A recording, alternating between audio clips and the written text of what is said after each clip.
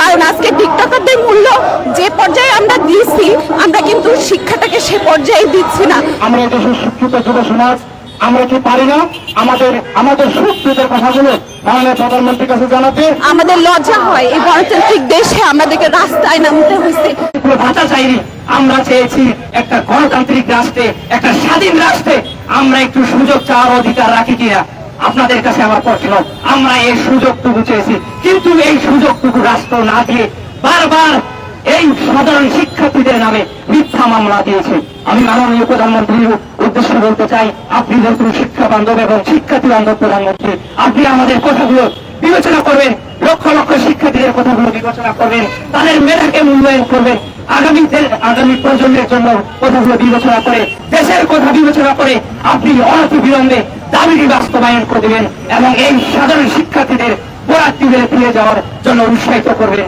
ধন্যবাদ আপনাকে, ধন্যবাদ সবাই, ভালো থাকেন।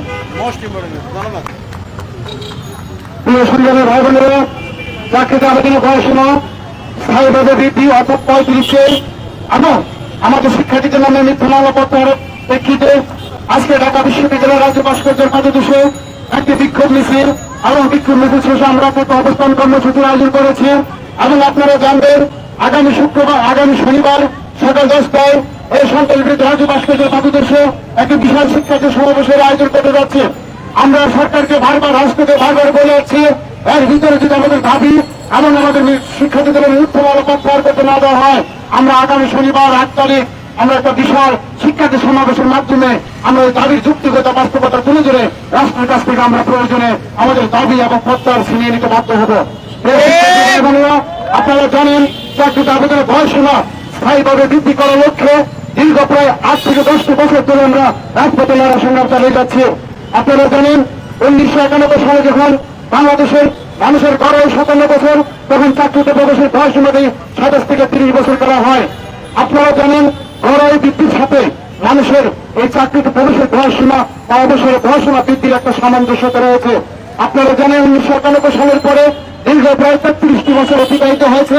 বর্তমানে বাংলাদেশের মানুষের গড়ে বৃদ্ধিতে 74+ হয়েছে এবং এরপরেও আপনারা দেখবেন আমাদের চাকরিতে প্রবেশের বয়সীমার বিষয়টি নিয়ে রাষ্ট্রের কোনো মাথা ব্যথা নেই। কিন্তু আপনারা জানেন এখন বাংলাদেশে ভোটার আইডি হয়েছে এবং আপনারা জানেন এখন সবকিছু ডিজিটাল হয়েছে। আপনি চাইলে আপনার বাচ্চা বা সন্তানের বয়সটি চুরি করার কোনো সুযোগ নেই। আজকে বর্তমানে যারা বাংলাদেশের সচিব রয়েছে তাদের প্রত্যেকেরই বয়স চুরি করে আজকে সচিব হয়েছে। আপনারা এও জানেন এই চাকরিতে প্রবেশের বয়সীমা স্থায়ীভাবে বৃদ্ধি করলে এবং রাষ্ট্র এবং শিক্ষার্থীদের উপকৃত হবে এবং অর্থনীতির বাদে কোনো ক্ষতিগ্রস্ত হবে না রাষ্ট্রে। আমরা বারবার সরকারকে বলে আসছি, আপনারা একটা আন্তর্জাতিক স্ট্যান্ডার্ড ফলো করেন। আপনারা আমাদের এশিয়া মহাদেশের দিকে তাকান এবং বহির্বিশ্বের দিকে তাকান, যেখানে ছাত্রদের সেখানে শিক্ষার্থীদের মিনিমাম চাকরিতে প্রবেশের বয়সীমা 35 রয়েছে। সেখানে তারা দেখেন তাদের দেশে রাজ্যে বেকারত্বের সংখ্যা কম এবং তারা নিজ দেশে চাকরির পাশাপাশি আন্তর্জাতিক চাকরি বাজারে প্রবেশ করতে পারছে। আমরা রাষ্ট্রকে বলে আসছি, আমরা বাংলাদেশ থেকে কামলা পাচার করি বিদেশে, বিদেশ থেকে আমরা অফিসার আমদানি করি বাংলাদেশে। এটা আমাদের দেশের জন্য লজ্জাকর। আপনারা জানেন বাংলাদেশ ইতিমধ্যে প্রায় 5 লক্ষের অধিক অফিসার এবং এক্সপার্ট বাংলাদেশের জবের সাথে সম্পৃক্ত রয়েছে। আপনারা জানেন সেদিন একটা গবেষণা দেখলাম যে 3 লক্ষ প্লাস এখনো শূন্যপদ রয়েছে। তাহলে বাংলাদেশে বর্তমানে একটা জরিপে বলা হয়েছে প্রায় 12 লক্ষ উচ্চশিক্ষিত বেকার রয়েছে। আপনারা চান বেকার মুক্ত তরুণ সমাজ করতে, আপনারা কেন বুঝেন না যে এই যে 5 লক্ষের অধিক বিদেশি অফিসারদেরকে চাকরি দিয়েছেন, সেখানে যদি বাংলাদেশের তরুণ বেকারদের চাকরি সংস্থান করতেন তাহলে কিন্তু 5 লক্ষ পরিবার বাংলাদেশে কিন্তু সুযোগ সুবিধা পেত। তাহলে বাংলাদেশে জনসংকট হতো না, বাংলাদেশ থেকে রেমিটেন্স বিদেশে পাচার হতো না। এই সাংবাদিক ভাই বোনেরা, আপনারা আরো জানেন বাংলাদেশ থেকে প্রায় প্রতি বছর হাজার হাজার শিক্ষার্থী দেশের বাইরে পাড়ি জমাচ্ছে। কারণ তারা অনিশ্চয়তায় ভোগে। কারণ জানেন তারা উচ্চশিক্ষিত করার পরে তাদের যে চাকরির বিষয়টি বা ব্যবসা বাণিজ্য বিষয়টি থাকে তারা অনিশ্চয়তায় ভুগতেছে। তাই তারা দেশ ছেড়ে বিদেশে পাড়ি জমাচ্ছে। একদিক দিয়ে যেমন একটা মেধাবী শিক্ষার্থী হওয়াচ্ছি, একটা তরুণ শিক্ষার্থী হওয়াচ্ছি, পাশাপাশি বাংলাদেশ থেকে অর্থনৈতিক পাচার হয়ে যাচ্ছে। সুতরাং আমরা মনে করি আপনারা সরকারের রাষ্ট্রের যারা আছে আপনারা আমাদের ছাত্র সমাজের সাথে আসেন, আমরা ছাত্র সমাজের কথা শুনে আমরা আপনাদের সন্তান, আপনাদের ভাই। আমরা বারবার বলেছি যে রাষ্ট্র যখন চাকরিতে আবেদনের বয়সীমা স্থায়ীভাবে 35 করে দিবে, রাষ্ট্রের কি কি উপকার হবে। রাষ্ট্র আপনার চীনের দিকে তাকান এবং আমাদের ভারতের দিকে তাকান, তারা কিন্তু এই স্মার্ট একটা দেশ এবং তারা কিন্তু চাকরি বাজারে এই স্ট্র্যাটেজিটিকে ভুল করেছে। তারা কিন্তু সবসময় চাকরি বাজার উন্মুক্ত কোন কোন দেশে তারা কিন্তু চাকরি বাজার সর্বোচ্চ 45% রেখেছে। তারা কোন সার্টিফিকেটে ধরা দিলে কারো মেধাকে আটকে রাখতে চায়নি। তারা কিন্তু স্ট্র্যাটেজিটি কিন্তু ভুল করেছে চীন এবং ভারত। আমরা কিন্তু তাই প্রতিবেশী দেশ, সেই হিসেবে মনে করি এই চাকরি বাজারে আমাদের ভবিষ্যৎটা অন্তত মিনিমাম 35 করে দেওয়া উচিত। কিন্তু কিছু গাড়তলা আমলা রয়েছে, কিছু গাড়তলা পাকিস্তানপন্থী আমলা রয়েছে, যারা বাংলাদেশের আওয়ামী লীগের উন্নয়ন থেকে হিংসা করে এবং যারা আওয়ামী লীগের উন্নয়ন থেকে হিংসা করে আওয়ামী লীগ যদি এই দাবি বাস্তবায়ন করে দেয়, তারা মনে করে আওয়ামী লীগ সরকার আরো দীর্ঘদিন থাকবে। একটা অসংখ্য অসাধু চক্র বারবার ভুল বুঝিয়ে যাচ্ছে এবং ছাত্র সমাজ থেকে মাননীয় প্রধানমন্ত্রীর যে আস্থা রয়েছে সেই দূরত্ব তৈরি করতে যাচ্ছে, আন্দোলনটাকে দীর্ঘায়িত করে তাই তারা করছে।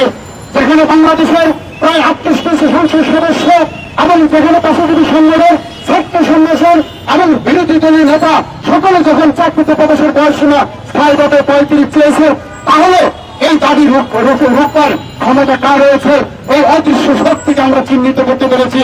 এই অদৃশ্য শক্তি আর কেউ নয়, এই অদৃশ্য শক্তি চাই শেখ হাসিনার যে জনগণের যে সকল ধর্মের প্রতি আস্থা রয়েছে সেই আস্থাকে বিচ্ছিন্ন করা।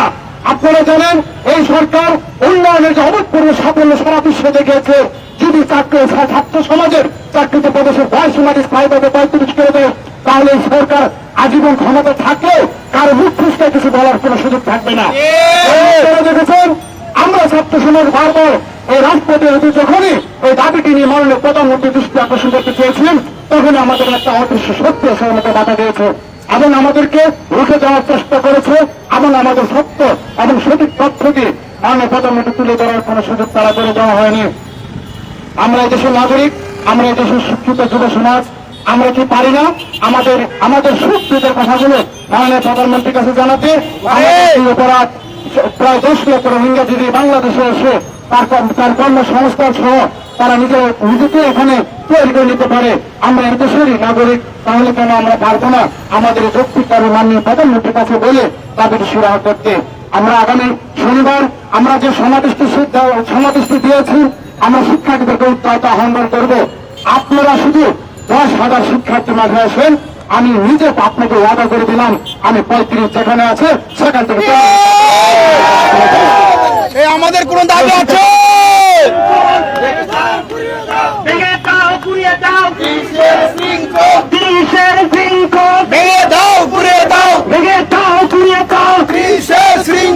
নির্বাচনী ইশতেহার পালন করতে হবে, করতে হবে। নির্বাচনী ইশতেহার আর নয় কালকে পর, এবার চাই প্রজ্ঞাপন, এবার চাই প্রজ্ঞাপন, আর নয় কালকে পর।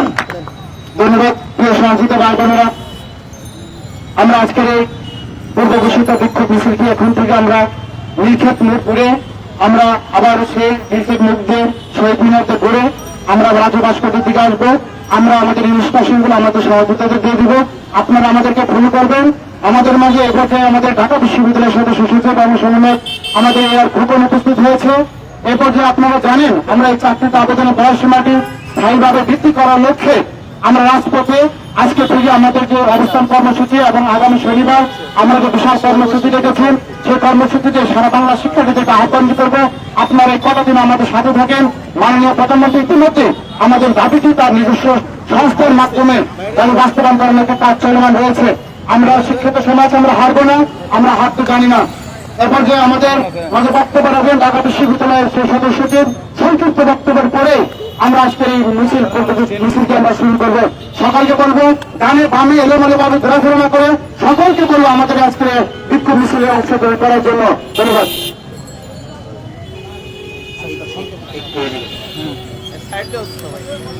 একটু বামে দিকে সরে যাও আমরা। বিসমিল্লাহির রহমানির রহিম। প্রিয় উপস্থিতি এবং গণমাধ্যমের বন্ধুগণ, আসসালামু আলাইকুম। আশা করি সকলে ভালো আছেন। প্রিয় ছাত্র সমাজ, প্রিয় শিক্ষার্থী বন্ধুগণ, আমার সহযোদ্ধা, তোমরা কি ভালো আছো? না, শিক্ষা জাতি সমাজ কি আজকে ভালো আছে? শিক্ষার্থী সমাজ আজ ভালো নাই। কি অন্যায় করেছিল আমার ছাত্র সমাজ, কি জুস করেছিল, কোন আইটি থেকে আড়াইটি বছর নষ্ট হয়েছিল। আমরা রাষ্ট্রের কাছে বারবার দাবি জানিয়ে আসছি, আমরা তো কোনো চাকরি চাই না, আমরা তো কোনো প্রণোদনা চাই না। আমরা একটা বার নয় বারবার রাষ্ট্রকে জানিয়ে এসেছি।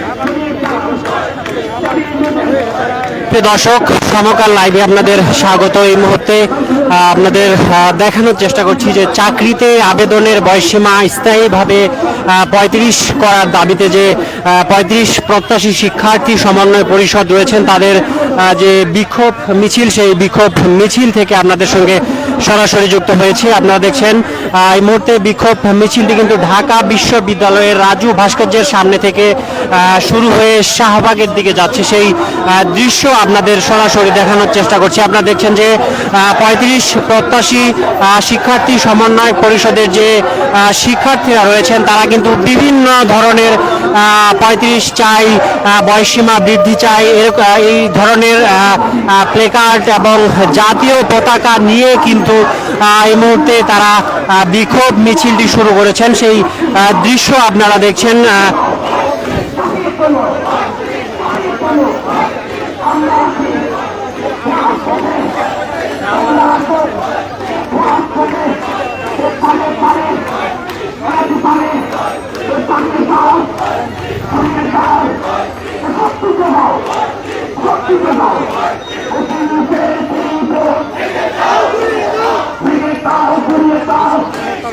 প্রিয় দর্শক, আপনাদের এই মুহূর্তে যারা লাইভটিতে জয়েন করেছেন আবারও জানিয়ে রাখতে চাই, আপনারা দেখছেন সমকাল লাইভ। এই মুহূর্তে যে দৃশ্যটি আপনাদের সরাসরি দেখানোর চেষ্টা করছি, চাকরিতে আবেদনের বয়সসীমা স্থায়ীভাবে 35 করার দাবিতে যে 35 প্রত্যাশী শিক্ষার্থী রয়েছেন তারা কিন্তু এই মুহূর্তে যে বিক্ষোভ মিছিল করছেন, সেই বিক্ষোভ মিছিল থেকে আপনাদের সঙ্গে সরাসরি যুক্ত হয়েছি।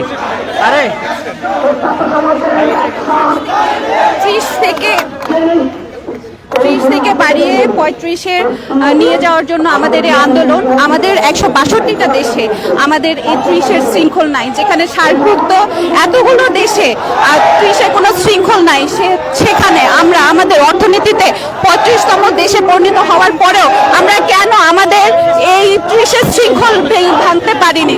আপনারা জানেন যে আমরা ছাত্র সমাজ, আমরা ঠিক 12 বছর ধরে আমরা এই আন্দোলনে খুব সুন্দরভাবে শান্তিপূর্ণভাবে আমরা আমাদের আন্দোলন করেই যাচ্ছি, কিন্তু আমরা আমাদের আন্দোলনের কোনো ফলশ্রুত কোনো রেজাল্ট পাচ্ছি না। বিভিন্ন আমলারা আমাদেরকে অবরুদ্ধ করে রেখেছে, বিভিন্ন আমলারা আমাদেরকে মিথ্যা মামলা দিয়ে অবরুদ্ধ করে রেখেছে। কেন আমাদের অবরুদ্ধ করা হবে? আমাদেরকে কেন মিথ্যা মামলা দিয়ে এই গণতান্ত্রিক দেশে আমাদেরকে অবরুদ্ধ করা হবে? আপনারা দেখেছেন 11 তারিখে আমাদেরকে মিথ্যা মামলা দেওয়া হয়েছে, যেখানে আমরা শান্তিপূর্ণভাবে আমরা আমাদের আন্দোলন চালিয়ে গিয়েছি এই গণতান্ত্রিক দেশে। সেই গণতান্ত্রিক দেশে আমাদের এই মিথ্যা মামলা দিয়ে আমাদেরকে অবরুদ্ধ করা হয়েছে। কেন আমাদেরকে অবরুদ্ধ করা হবে? আর কেনই বা আমাদের এই দাবিটা মেনে নেওয়া হবে না? আপনারা জানেন বিশ্বের 162টা দেশে 30-এর কোনো শৃঙ্খল নাই।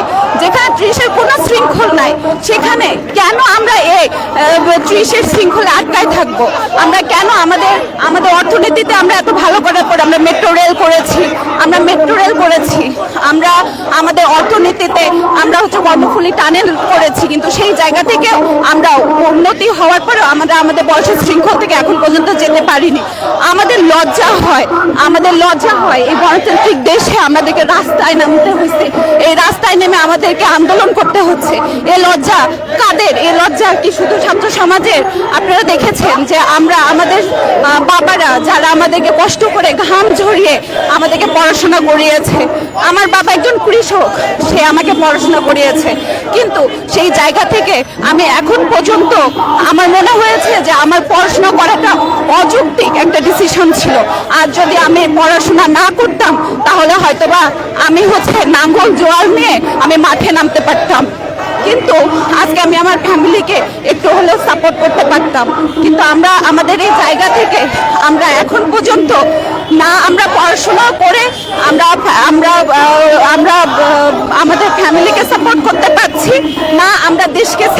পাচ্ছি। যদি এই জিনিসগুলো এই জিনিসগুলো চলতেই থাকে, তাহলে আমাদের যারা কৃষক বাবা আছে, কৃষক বাবা আছে, দিনমজুর বাবা আছে, রিক্সা চালক বাবা আছে, তারা কখনোই আমাদেরকে শিক্ষিত করার স্বপ্নটা দেখবে না, স্বপ্নটা বুনবে না। তো সেই জায়গা থেকে আমাদের মেরুদণ্ড, আপনারা যেটা বলেন যে শিক্ষাজাতি মেরুদণ্ড, আমার মনে হয় সেটা একদম ভেঙে পড়বে। আজ থেকে 20 বছর পরে আর কেউ শিক্ষিত হতে চাইবে না। আজ থেকে 20 বছর পরে মানুষ টিকটকার হতে চাইবে, কারণ আজকে টিকটকারদের মূল্য যে পর্যায়ে আমরা দিচ্ছি, আমরা কিন্তু শিক্ষাটাকে সে পর্যায়ে দিচ্ছি না। কারণ আমাদের এই শিক্ষিত জনগোষ্ঠী আমাদের। প্রিয় দর্শক, আপনারা দেখছেন এই মুহূর্তে যে 35 প্রত্যাশী শিক্ষার্থীদের যে বিক্ষোভ মিছিলের পূর্বেই কিন্তু তারা রাজু ভাস্কর্যের সামনে কিন্তু মানববন্ধন করেছেন। সেখানে যে 35 প্রত্যাশী যে শিক্ষার্থী সমন্বয় পরিষদ রয়েছেন, সেখানকার যে নেতৃবৃন্দ রয়েছেন, তারা কিন্তু সেখানে বক্তব্য রেখেছেন এবং এর পরপরই কিন্তু যে বিক্ষোভ মিছিলটি সেটি রাজু ভাস্কর্য থেকে শুরু হয়ে শাহবাগের দিকে শুরু হয়েছে এবং এই মুহূর্তে বিক্ষোভ মিছিলটি ঠিক শাহবাগের সামনেই কিন্তু অবস্থান করছে।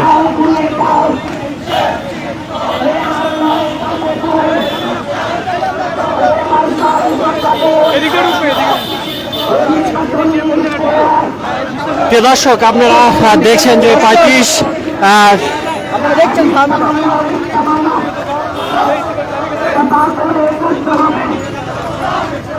আপনারা দেখছেন যে 35 প্রত্যাশী শিক্ষার্থীদের যে বিক্ষোভ মিছিল, তারা কিন্তু হাতে বিভিন্ন ধরনের প্ল্যাকার্ড, যে বয়সসীমা বৃদ্ধি চাই, যোগ্যতা প্রমাণের সুযোগ চাই, 35 প্রহসন আত্মহত্যার মূল কারণ, চাকরি আবেদনের বয়সসীমা 35 চাই, 35-এর শৃঙ্খল ভেঙে দাও, ঘুরিয়ে দাও, এই ধরনের প্ল্যাকার্ড কিন্তু তারা হাতে নিয়ে এসছেন এবং সেগুলো নিয়ে কিন্তু তারা এই মুহূর্তে বিক্ষোভ মিছিলটি রাজু ভাস্কর্য থেকে শুরু হয়ে কিন্তু শাহবাগের দিকে যাচ্ছেন। আপনারা দেখছেন যে শিক্ষার্থীরা কিন্তু বাংলাদেশের পতাকা, জাতীয় পতাকা উড়িয়ে গায়ে জড়িয়ে তারা কিন্তু বিক্ষোভ মিছিলটিতে অংশগ্রহণ করেছেন।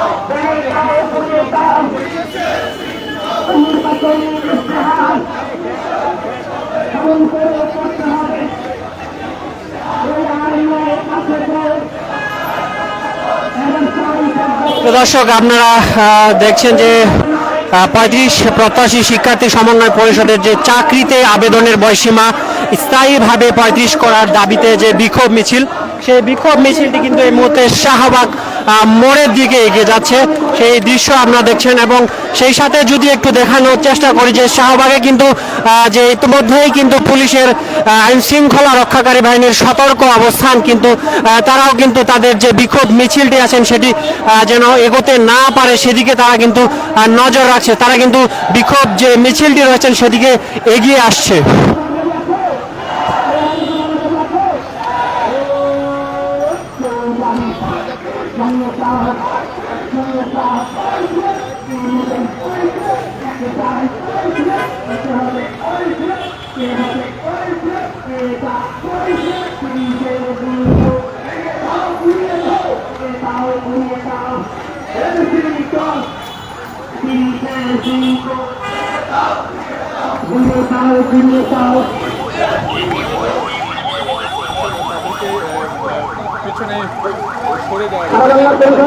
প্রিয় দর্শক, আপনারা দেখছেন যে ইতিমধ্যেই কিন্তু বিক্ষোভ যে মিছিলটি রয়েছেন সেটিতে কিন্তু পুলিশ হয়তো এখান থেকে ঘুরে যেতে বলছেন, এমনটাই কিন্তু আমরা দেখছি।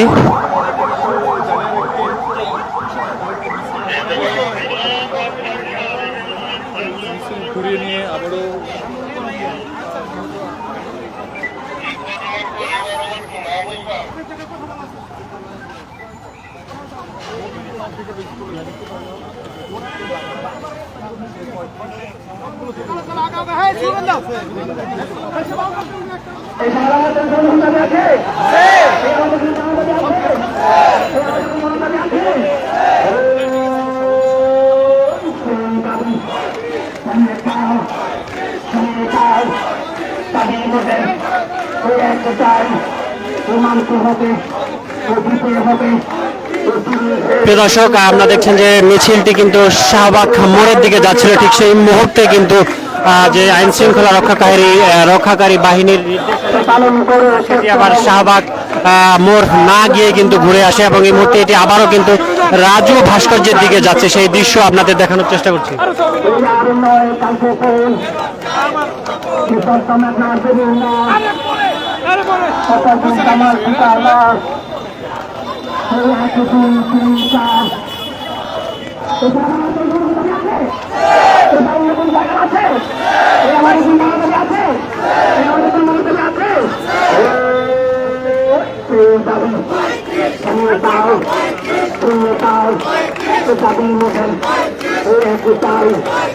মানতে হবে, দিতে হবে, দাও ঘুরিয়ে দাও,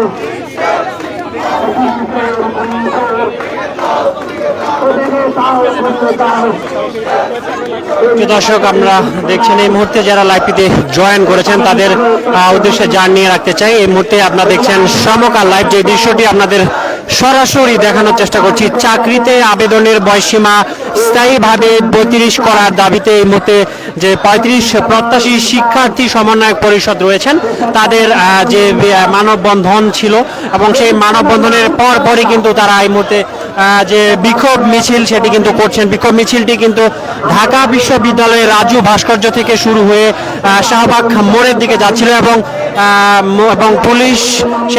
পুলিশের বাধার পরে কিন্তু সেই বিক্ষোভ মিছিলটি আবারও শাহবাগ রাজু ভাস্কর্যের দিকে যাচ্ছে। সেই দৃশ্য আপনারা দেখছেন এবং এই বিক্ষোভ মিছিলটির পূর্বেই কিন্তু যে মানববন্ধন হয়েছে রাজু ভাস্কর্যের সামনে, সেখানে কিন্তু আমরা দেখেছি যে 35 প্রত্যাশী শিক্ষার্থী সমন্বয় পরিষদের যে মুখপাত্র রয়েছেন, এছাড়াও যে কেন্দ্রীয় যে নেতারা রয়েছেন তারাও কিন্তু সেখানে বক্তব্য প্রদান করেছেন।